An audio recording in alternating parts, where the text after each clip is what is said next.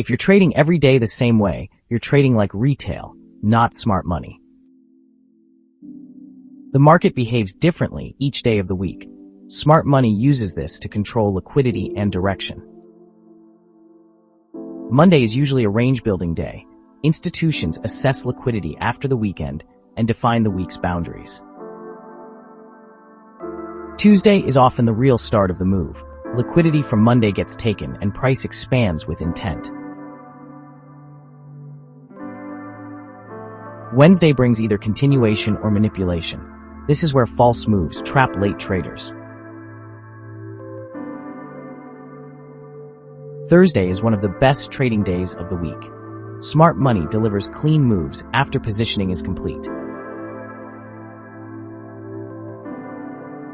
Friday is about profit-taking and distribution.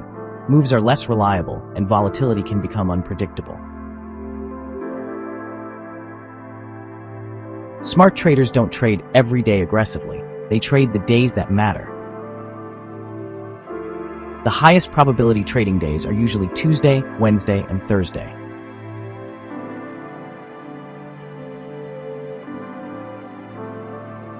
Follow for more trading clarity using smart money concepts and price action.